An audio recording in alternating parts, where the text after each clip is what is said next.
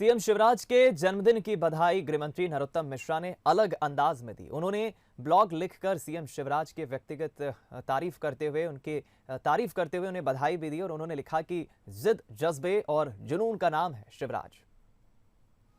मध्य प्रदेश के मुख्यमंत्री और चौथी बार इस शीर्ष पद को संभालकर इतिहास रच चुके शिवराज सिंह चौहान का 5 मार्च को जन्मदिन है।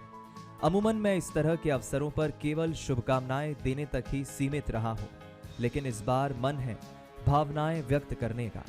इसलिए मैं ये लेख एक मंत्री के नाते नहीं, शिवराज जी के साथ लगभग 37 साल से चल रहे एक सहयोगी मित्र के नाते लिख रहा हूं। एक सूत्र वाक्य है परिश्रम की पराकाष्ठा, जो सुनने में भी कई जगह आ जाता है, लेकिन सच ये है कि इस वाक्य को जीवन में उतारना बहुत ही बिरले लोगों के ही वश में होता है।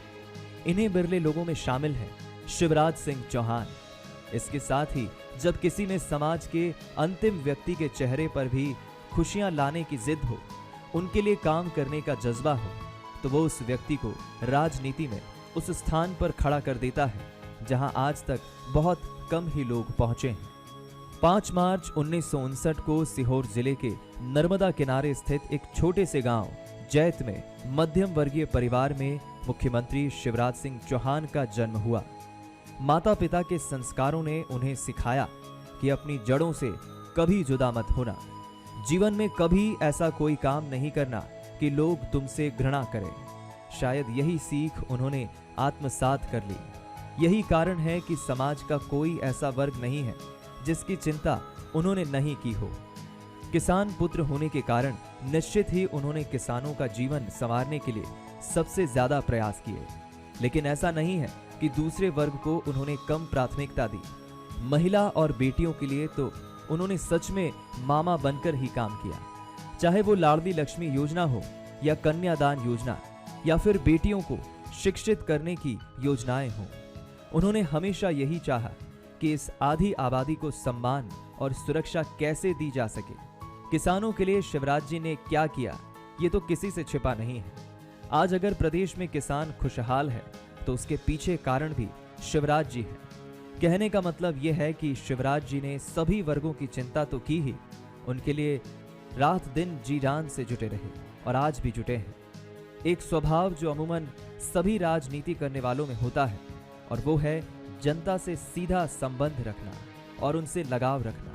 लेकिन शिवराज जी इस मामले में केवल दिल से सोचने वाले व्यक्तित्व हैं। उनके लिए प्रदेश और उसकी जनता मंदिर है और वो उसके पुजारी। वो ये सार्वजनिक बोलते ही नहीं हैं, वो ऐसे नेता हैं जो उसे अपने चरित्र में भी उतार चुके हैं।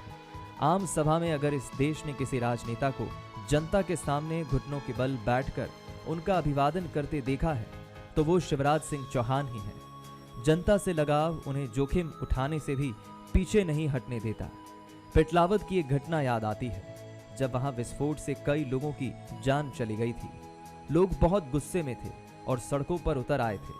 किसी की हिम्मत नहीं हो रही थी कि वहां जाकर मामले को संभाले।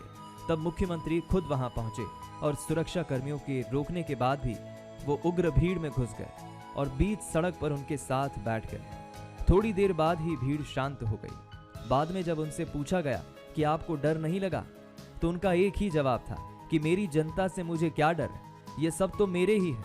ऐसे हैं हमारे मुख्यमंत्री शिवराज सिंह चौहान।